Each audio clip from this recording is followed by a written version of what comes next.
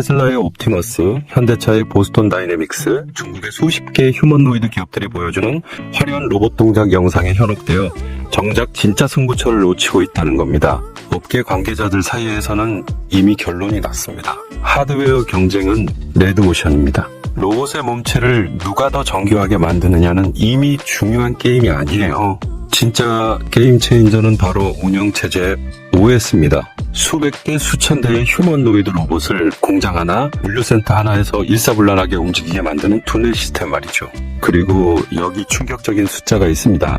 전 세계 로보틱스 OS 시장 점유율 39%. 이건 한 기업의 목표치입니다. 어느 기업의 목표치일까요? 삼성도 아닙니다. LG도 아닙니다. 현대차도 아닙니다. 바로 네이버입니다. 네이버가 이 시장에 진지하다는 증거는 명확합니다. 엔비디아 GPU에만 1조 원 이상, 피지컬 AI R&D에 추가로 1조 원, 총 2조 원이 넘는 자금을 베팅했습니다. MIT와 공동으로 휴머노이드 개발에 들어갔고, 아크라는 AI 로봇 클라우드 시스템과 얼라이크라는 비전 인식 엔진까지 이미 구축을 완료했습니다. 여기서 핵심을 짚고 넘어가야 합니다. 구글이 안드로이드로 스마트폰 시장을 장악했듯이 네이버는 로봇 OS로 피지컬 AI 시장을 선점하려는 겁니다. 직접 로봇을 만드는 게 아니라 모든 로봇이 올라타야 하는 플랫폼을 제공하는 거죠. 이게 왜 무섭냐면 한번 생태계가 형성되면 경쟁자가 진입하기 거의 불가능해지기 때문입니다. 엔비디아를 보십시오. 침만 팔던 회사가 아이작이라는 로봇 시뮬레이션 플랫폼으로 전 세계 로봇 개발자를 자기 생태계 안으로 끌어들였습니다. 구글은 지도, 유튜브, 안드로이드라는 플랫폼으로 AI와 현실 세계를 연결하는 가장 유리한 위치를 선점했습니다. 그리고 네이버는 한국에서 구글조차 넘볼 수 없는 위치에 있습니다. 사실 저도 처음엔 의심했습니다. 네이버가 로봇이라고요? 검색 포털 회사가 무슨 휴머노이드냐고 생각했죠. 그런데 자료를 파고들수록 소름이 돋았습니다. 네이버는 수년 전부터 조용히 그러나 치밀하게 피지컬 AI를 준비해왔습니다. 우리가 매일 쓰는 네이버 지도, 거기 축적된 공간 데이터가 얼마나 방대한지 아십니까?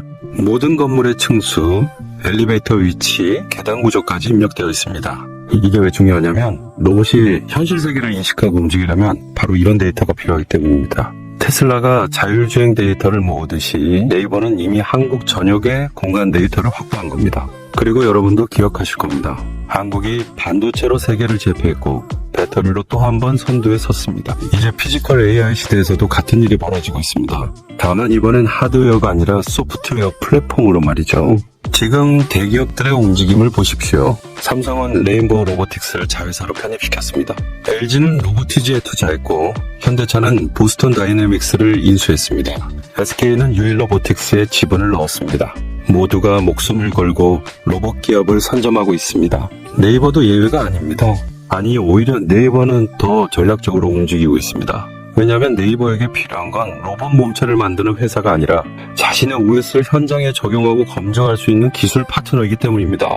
그리고 업계에서는 이미 두 기업의 이름이 거론되고 있습니다. 하나는 네이버가 2019년부터 직접 투자한 기업, 또 하나는 네이버뿐만 아니라 삼성, LG, 카카오까지 모두 투자한 기업입니다. 이 두 곳은 지금도 주가가 움직이고 있지만 정작 대부분의 투자자들은 이들이 왜 중요한지 모릅니다. 메타의 마크 저커버그가 애플 엔지니어 한 명을 데려오는데 3천억 원을 썼습니다. 개인 한 사람에게 말이죠.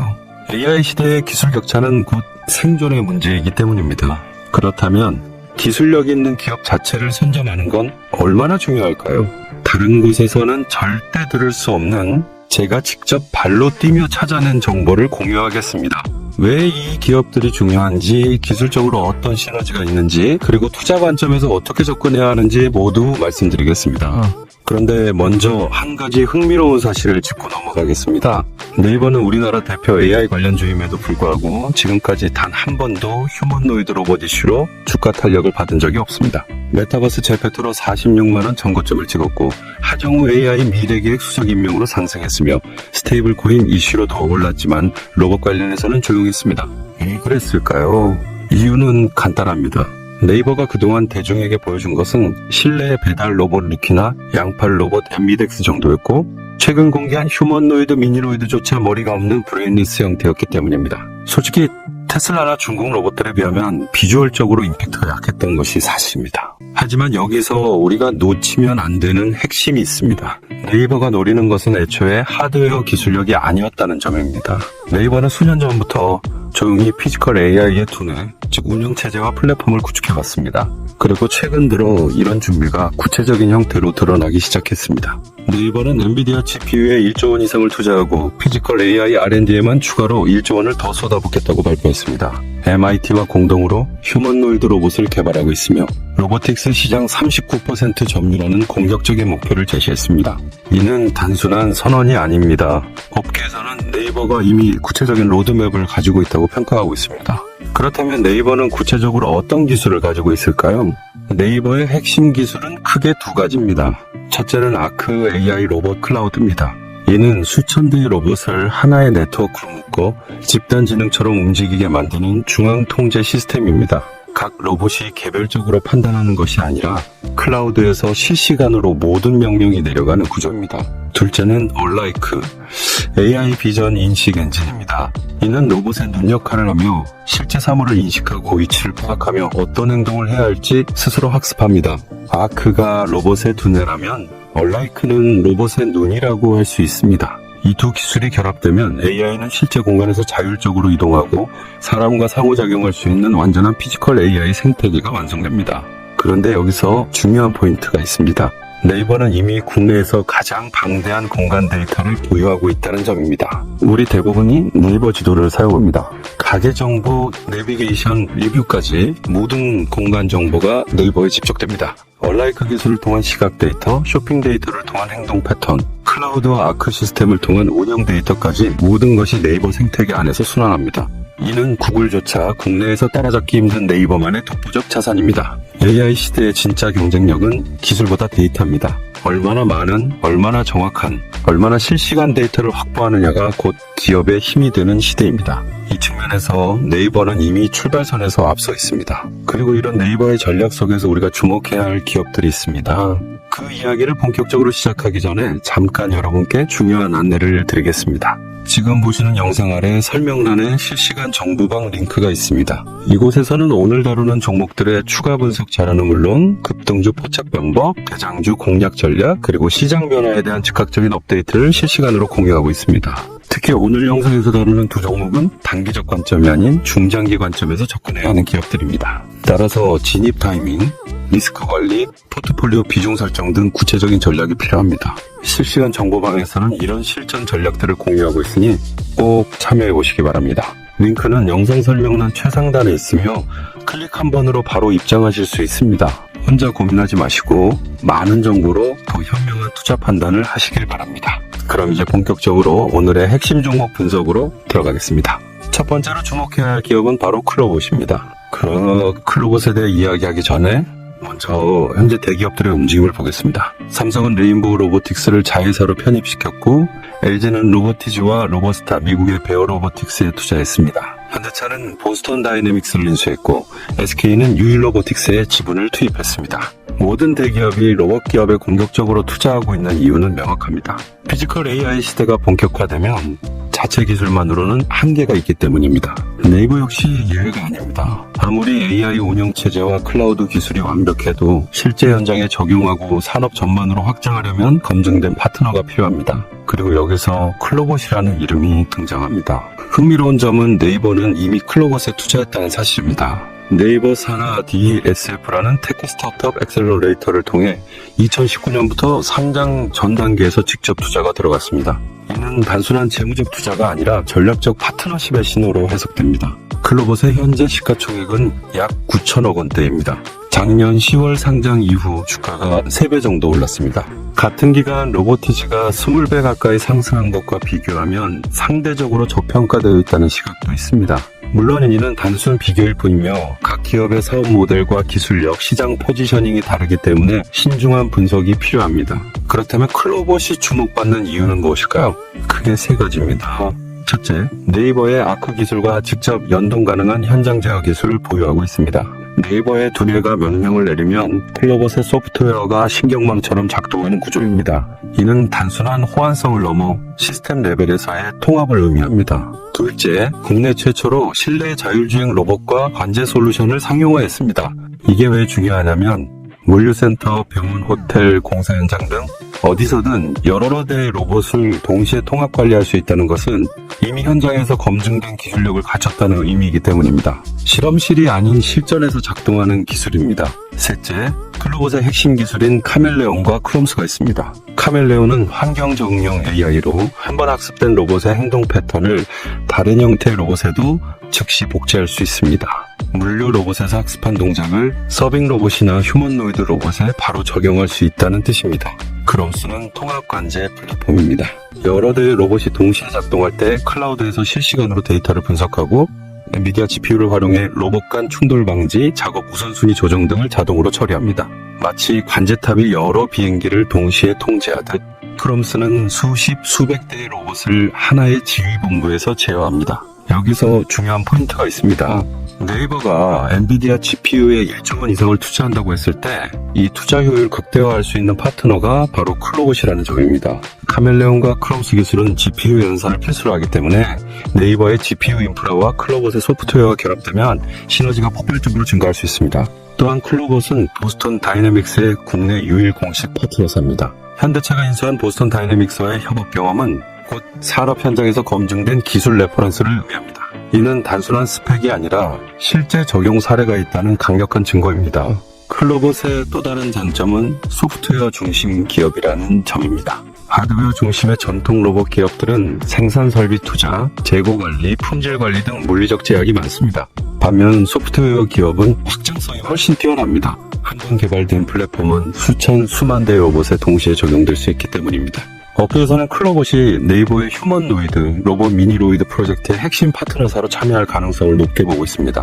이미 투자 관계가 형성되어 있고 기술적 시너지가 명확하며 네이버가 목표로 하는 39% 시장 점유율을 달성하기 위해서는 현장 적용 기술을 가진 파트너가 반드시 필요하기 때문입니다. 물론 모든 투자에는 리스크가 있습니다. 클로봇의 실적 추이, 경쟁사 동향, 시장 환경 변화 등을 지속적으로 모니터링해야 합니다. 하지만 네이버, 현대차, 보스턴 다이내믹스, 엔비디아로 이어지는 피지컬 AI 생태계 속에서 클로봇의 위치는 분명 주목할 가치가 있습니다. 자, 그렇다면 두 번째 기업을 살펴보겠습니다. 최근 화제를 모으고 있는 노타입니다. 노타는 근로가 대비 7배 가까이 상승하며 단숨에 5만원에서 6만원대 주가를 형성했습니다. 단기 급등 이후 조정을 받을 수 있다는 우려도 있지만 노타의 기술력과 시장 포지셔닝을 보면 중장기적으로 더 성장할 여력이 있다는 분석도 나옵니다. 노타 역시 네이버의 벤처 캐피탈로부터 투자를 받았습니다. 흥미로운 점은 네이버뿐만 아니라 삼성, LG, 카카오 등 주요 빅테크 기업들이 모두 노타에 투자했다는 사실입니다.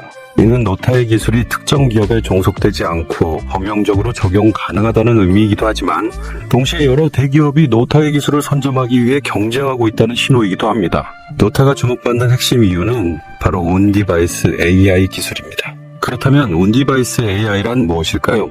일반적인 AI는 클라우드 서버에서 연산을 처리합니다. 사용자가 스마트폰에서 AI 기능을 사용하면 데이터가 서버로 전송되고 서버에서 연산 후 결과를 다시 받아오는 구조입니다. 하지만 온디바이스 AI는 다릅니다. 각 기기, 즉 스마트폰, 태블릿, 심지어 IoT 기기 내부에서 직접 AI 연산이 이루어집니다. 클라우드에 의존하지 않기 때문에 속도가 빠르고 데이터가 외부로 나가지 않아 보안성이 높으며 네트워크 연결이 불안정한 환경에서도 작동합니다. 이 기술이 왜 중요할까요? 네이버의 검색, 광고, 클라우드, 로봇 사업 전반에 노타의 온디바이스 AI 기술을 적용하면 즉각적인 시너지가 발생하기 때문입니다. 예를 들어 네이버 클로바를 사용할 때 모든 연산을 서버에서 하는 것이 아니라 사용자의 스마트폰에서 직접 처리할 수 있다면 응답 속도가 획기적으로 빨라지고 서버 부담도 줄어듭니다. 특히 피지컬 AI의 관점에서 보면 온디바이스 AI는 게임 체인저가 될 수 있습니다. 휴머노이드 로봇이 실시간으로 판단하고 행동하려면 클라우드와의 통신 제한은 치명적입니다. 영 몇 초의 차이가 안전사고로 이어질 수 있기 때문입니다. 로봇 내부에 AI가 탑재되어 즉각 판단할 수 있다면 이런 문제가 해결됩니다.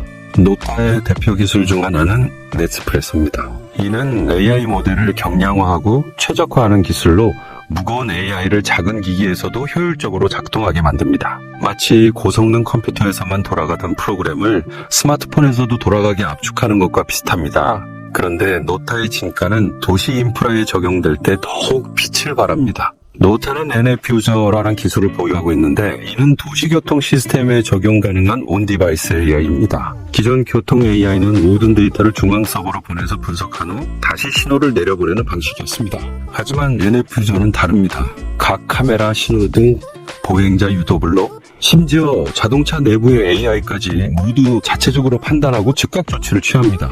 예를 들어 차량이 우회전할 때 보행자가 횡단보도에 있으면 카메라가 이를 인식하는 순간 보행자 유도 블록이 진동하고 전광판에 경고가 표시되며 신호등이 조정되는 모든 과정이 1초 이내에 일어납니다.